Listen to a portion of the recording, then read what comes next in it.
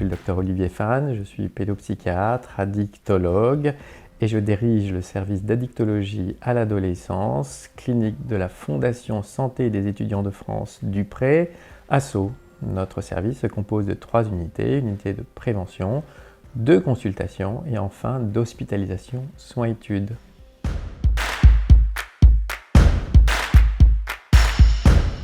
Depuis quelques années, la Fondation Santé des étudiants de France investit massivement et je m'en réjouis, à plusieurs niveaux. Au niveau de la prévention, ce sont des programmes sur les jeux vidéo avec Arcade, sur le cannabis avec le manga Kusa et sur l'alcoolisme, le binge drinking avec les programmes PeerCare et Doka.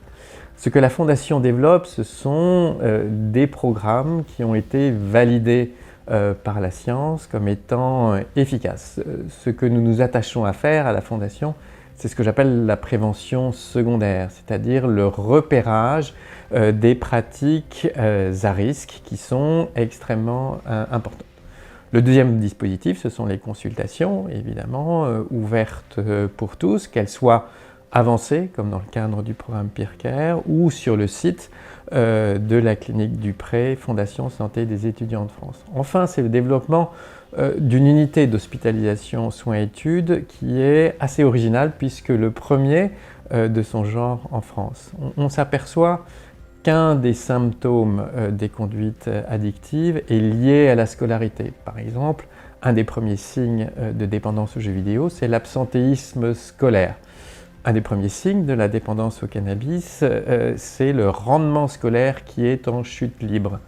Les hospitalisations classiques, parce qu'elles retirent l'adolescent de son milieu écologique, ne permettent pas de voir la pathologie et traitent la pathologie en dehors de son contexte, ce qui entraîne des rechutes à la sortie. L'idée de proposer une hospitalisation et une étude, c'est-à-dire une hospitalisation qui n'exclut pas l'adolescent de son environnement écologique, va pouvoir de la traiter au cœur de la problématique. C'est-à-dire, souvent dans les jeux vidéo, il y a une phobie scolaire associée, eh bien on la voit et on peut la traiter de façon concomitante.